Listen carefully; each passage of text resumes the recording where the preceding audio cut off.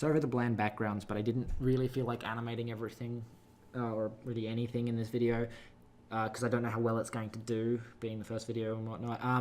But I didn't want to just run gameplay in the background because I feel that takes away from the video and prevents people who should be watching the video from taking it seriously and actually watching the video. So, please bear with the backgrounds.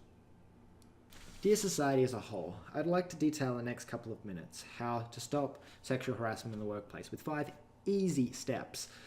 This is sort of a satirical video in the sense that I don't actually believe that any of these steps could truly be implemented in society, but I do believe that all of these steps would have a meaningful impact on a problem, and it's simply that society would not allow them to be perfectly implemented because we are not machines, and these rules would simply just get broken.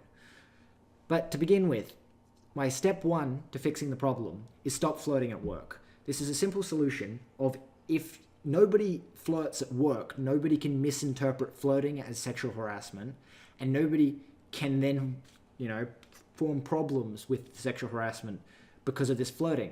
Anything like a compliment can't be taken as being sexual harassment because you know that they're not flirting.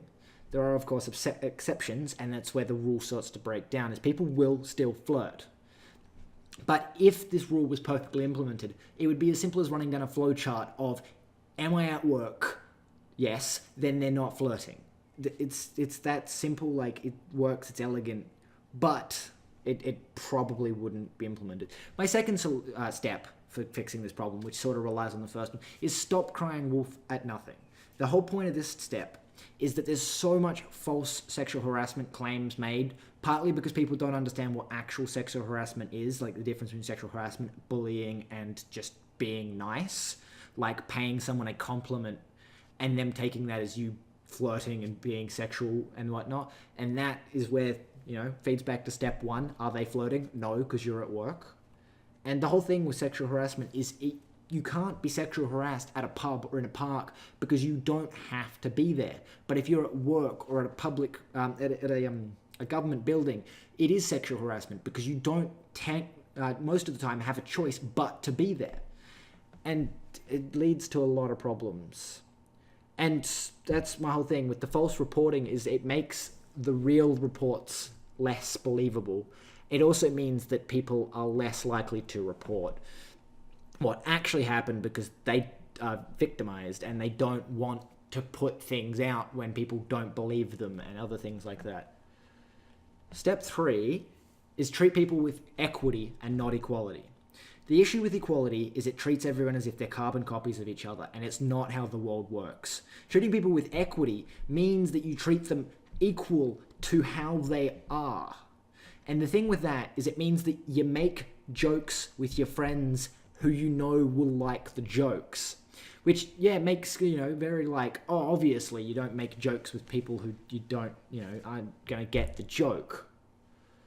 But the whole thing is that people sometimes say things to people who they think will get the joke because they're treating them as equals. Oh, my other friend would get this joke, therefore that's not equity, that's equality. And it also means that you end up with less meaningful friendships because you have to be PC with everyone, or it gets flipped on its head, and because you can't be politically incorrect with someone, you end up being politically incorrect with everyone. I have a little picture that I'm going to put up on screen that is a representation, like a physical representation of equality versus equity and why one works and why the other sort of doesn't, but how everyone seems to be fighting for equality and not equity. But it's, up on screen. Okay. Don't be scared by the consequences. This is mostly about the fact that so many victims stayed quiet because they thought it was going to impact their career. And it's only phrased as don't be swayed by consequences.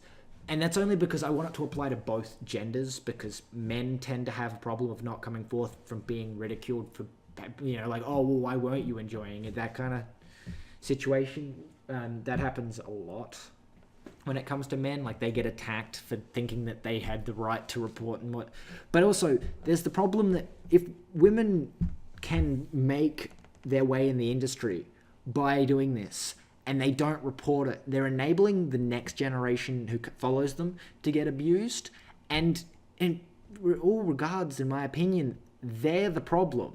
Because, yes, there's a horrible person, but that's one horrible person who is enabled by them not reporting them. Because if everyone stopped, like if they weren't afraid that they would lose their job from reporting that person, and they reported them anyway, like even if they risked losing their job, there's a good chance that person would be gone.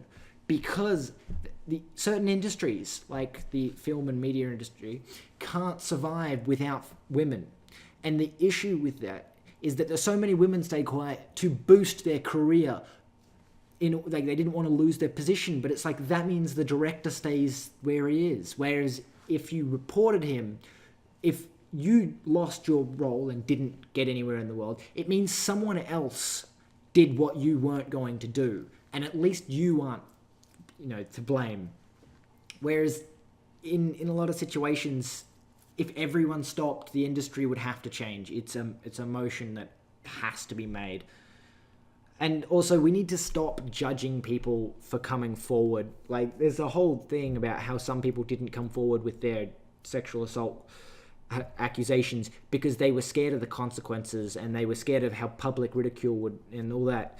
And it's that whole thing. The longer you leave it, the more you're going to get ridiculed for one thing because of what I just stated, how really you were just, looking out for yourself and not the other people who have directly now, because of your actions, been in the same situation because you didn't stop it.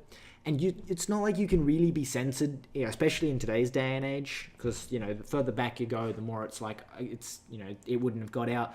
But taking the buy-off and all that is also part of the problem, because taking the buy-off means that you basically said, my own personal gain is better than helping all the potential people. But anyway, on to my step 5, and that's just to stop doing it. This goes out to everyone, guys, girls, men, women.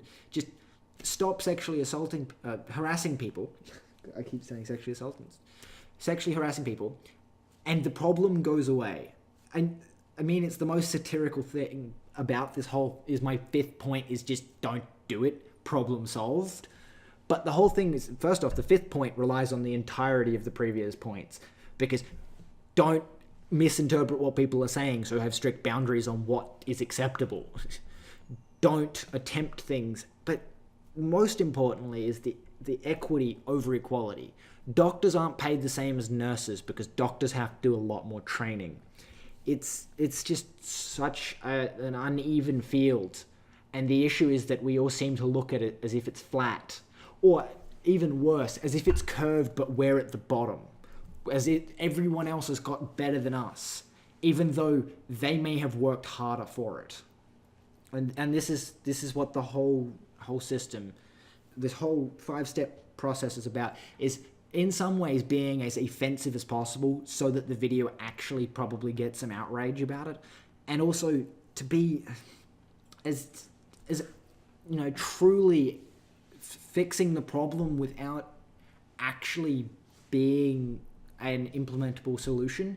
Because if I gave actual points on how to fix the problem, a lot of people would just find a rebuttal for the point. But these aren't points to be implemented. They're points from a perfect world. And in a perfect world, just not doing it would fix all the problems. There'd be no misinterpretation. There'd be no false claims. There'd be no claims at all. Everyone would be treated equally, which isn't going to happen.